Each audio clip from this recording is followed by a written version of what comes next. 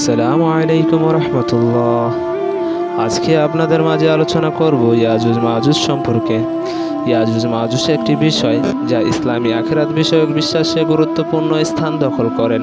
কোরআন ও হাদিসে এই দুই গোত্রের উল্লেখ আছে এবং ইসলামী ব্যাখ্যাকারীরা তাদেরকে বিশ্বের শেষ সময় ব্যাপক বিপর্যয়ের কারণ হিসেবে চিহ্নিত করেছেন।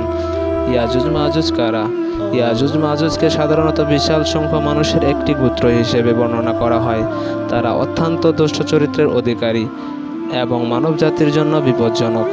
ইসলামী বিশ্বাস অনুযায়ী ইয়াজুজ মাজুজকে একটি প্রাচীর দিয়ে বন্দী করা হয়েছে। ইয়াজুজ মাজুজের উদ্দেশ্য: ইয়াজুজ মাজুজ পৃথিবীতে ধ্বংসলীলা চালাবে এবং মানব সভ্যতাকে ধ্বংস করার চেষ্টা করবে ও তারা ফসল নষ্ট করবে এবং খাদ্যের অভাব সৃষ্টি করবে এবং তারা নির্বিচারে মানুষকে হত্যা করবে।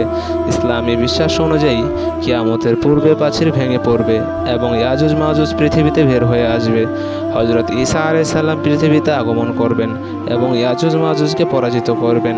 কোরআনে সূরা কাহফে ইয়াজুজ মাজুজ সম্পর্কে উল্লেখ আছে এবং হাদিসে এই বিষয়ে বিস্তারিত বর্ণনা পাওয়া যায়। আজকের ভিডিওটি এই পর্যন্তই।